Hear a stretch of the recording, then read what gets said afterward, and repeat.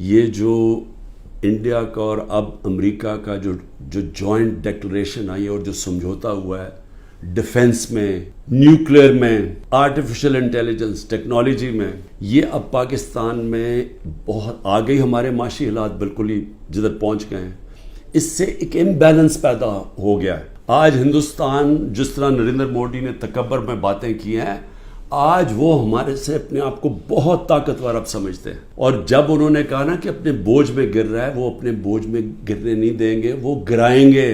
ہمیشہ جنگیں تب لڑی جاتی ہیں جب ایک فریق سمجھتا ہے کہ وہ دوسرے سے بہت زیادہ طاقتور ہے۔ روس جب یوکرین میں گیا تو یوکرین کا نیوکلیئر پروگرام ختم ہو چکا تھا اور روس سمجھتا تھا ان سے بہت بڑا طاقتور ہے۔ امریکہ عراق میں اور افغانستان میں اس لیے گیا کہ وہ بہت طاقتور تھا ان سے۔ تو جب ہندوستان یہ سمجھنا شروع ہو گیا کہ وہ پاکستان سے بڑا طاقتور ہے، ہماری خطرے کی گھنٹی بجنی چاہیے، ملک کو متحد ہونا چاہیے، ملک کو آزاد رکھنے کے لیے قوم کو اکٹھا ہونا چاہیے۔ یہ نہیں ہونا چاہیے کہ ملک کی اسٹیبلشمنٹ ملک کی سب سے بڑی پارٹی کو ختم کرنے کی کوشش کرے۔ اس کا مطلب جو ملک کی اکثریت عوام ہے جو ایک پارٹی کے ساتھ کھڑی ہے اس کو اپنے خلاف کر لے، یہ ملک کو نقصان ہے۔ ہماری پھر سے اکانومی بیٹھ چکی ہے، ان کے پاس کوئی حل نہیں ہے۔ عمران خان نے اپنی تقریر میں اس حوالے سے کیا کہا ہے؟ انہوں نے یہ کہا ہے کہ نریندر مودی نے ہمارے منہ پر تمانچہ مارا ہے۔ وہ کہتے ہیں آج ہم اس جگہ پر آ گئے ہیں کہ نریندر مودی کہتا ہے کہ اس ملک کو چھوڑ دو، یہ خود اپنے بوجھ پر ہی گر رہا ہے۔ آج یہ سٹیٹمنٹ آئی ہے، 14 مہینے پہلے اس طرح کی کوئی سٹیٹمنٹ نہیں آئی تھی۔ یعنی عمران خان یہ کہہ رہے ہیں کہ جس وقت ان کا دور تھا 14 مہینے پہلے، تو اس وقت تو کسی میں جرت نہیں تھی کہ وہ یہ بات کریں، ایسی کوئی سٹیٹمنٹ نہیں آئی تھی۔ تو آج یہ سٹیٹمنٹ آئی ہے، جو نریندر مودی کی سٹیٹمنٹ آئی ہے، ہمارے لیے خطرے کی گھنٹی بجنی چاہیے۔ جوائنٹ سٹیٹمنٹ کبھی تیسرے ملک کی بات نہیں کرتے۔ انہوں نے نام لے کر کہا ہے کہ پاکستان دہشت گردی کر رہا ہے۔ یہ اتنا برا تمانچہ مارا ہے پاکستان کے اوپر انہوں نے، لیکن اب زیادہ خطرہ ہے۔ میں اپنی انٹیلیجنس سے کہنا چاہتا ہوں کہ یہ جو انہوں نے آرٹیفیشل انٹیلیجنس، ڈیفنس، ٹیکنالوجی میں معاہدے کیے ہیں، اب یہی امبیلنس پیدا ہو گیا ہے۔ آج نریندر مودی نے جس طرح تکبر میں باتیں کی ہیں، جب انہوں نے کہا کہ ملک اپنے بوجھ پر گر رہا ہے، تو وہ گرنے نہیں دیں گے، وہ گرائیں گے۔ بے شک جنگیں تب لڑی جاتی ہیں جب ایک فریق اپنے آپ کو دوسرے سے طاقتور سمجھتا ہے۔ روس یوکرین سے طاقتور تھا تو اس نے جنگ کر دی، حملہ کر دیا۔ جب ہندوستان یہ سمجھنا شروع ہو گیا کہ ہندوستان ہمارے سے زیادہ طاقتور ہے، ہمارے لیے خطرے کی گھنٹی بجنی چاہیے، ملک کو متحد ہونا چاہیے، قوم کو اکٹھے ہونا چاہیے۔ یہ نہیں ہونا چاہیے کہ ملک کی اسٹیبلشمنٹ ملک کی سب سے بڑی پارٹی کو ختم کرنا شروع کر دے۔ اس سے کیا ہوگا؟ اس سے یہ ہوگا کہ آپ لوگ عوام کو اپنے خلاف کر لیں گے، کیونکہ جس پارٹی کے ساتھ عوام ہے اسی کے خلاف آپ اس کو گرا رہے ہیں۔ جو طاقتور لوگ ہیں ان سے وہ بات کریں اور کہہ رہے ہیں کہ جو طاقتور لوگ ہیں، ایک ہی صرف راستہ ہے، میں ان سے یہ کہنا چاہتا ہوں، اور وہ راستہ ہے صاف اور شفاف الیکشن کا۔ اب یہ باتیں عمران خان نے جو کی ہیں، اس میں سے کچھ باتیں ایسی ہیں جس سے اتفاق بھی کیا جا سکتا ہے کہ ہاں یہ بات ٹھیک ہے، لیکن کچھ باتیں اس میں ایسی ہیں کہ جس سے اختلاف بھی کیا جا سکتا ہے۔ جیسے کہ جب وہ یہ کہہ رہے ہیں کہ 14 مہینے پہلے اسٹیٹمنٹ نہیں آئی تھی، تو کیا 14 مہینے پہلے کیا مختلف تھا؟ یعنی انڈیا کیا ابھی 14 مہینے ہوئے اس کو طاقتور بنے؟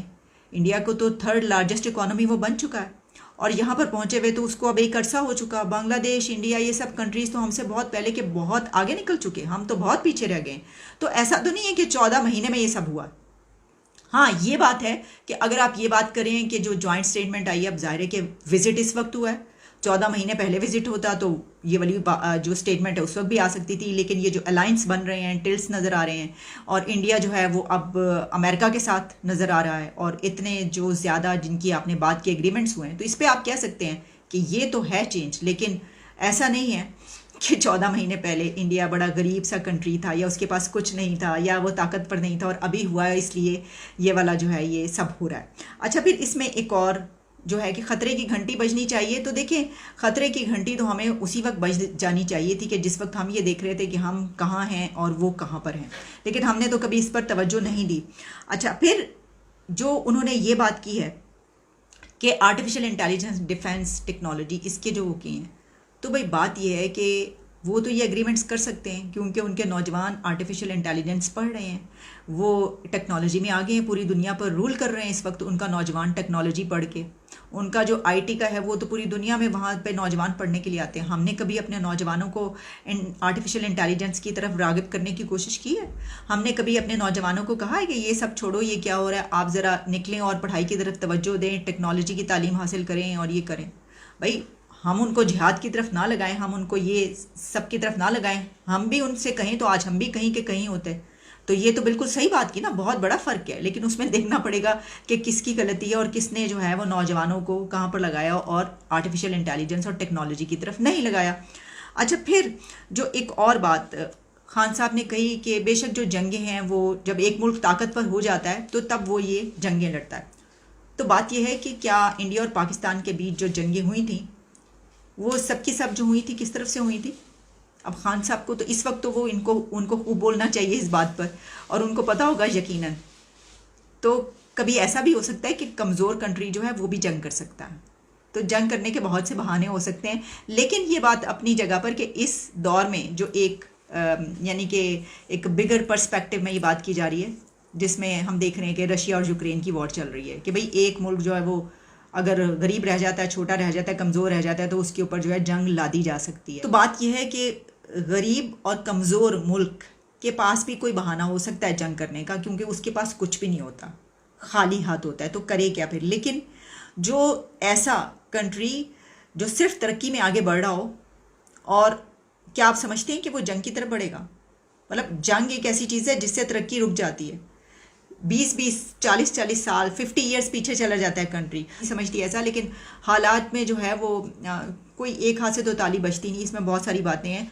اور ان کا ایک اور پوائنٹ کہ اس طرح سے جوائنٹ سٹیٹمنٹس میں کبھی بھی تیسرے ملک کی بات نہیں کی جاتی. تو خان صاحب آپ بھول رہے ہیں, ابھی یہ 14 مہینے پہلے کی بات ہے جب آپ تشریف لے کر گئے تھے, پریزیڈنٹ ٹرمپ اس وقت تھے امریکہ کے پریزیڈنٹ, تو ایک اس دوران بھی آپ کے دور حکومت میں بھی ایک سٹیٹمنٹ ایسی آ چکی ہے.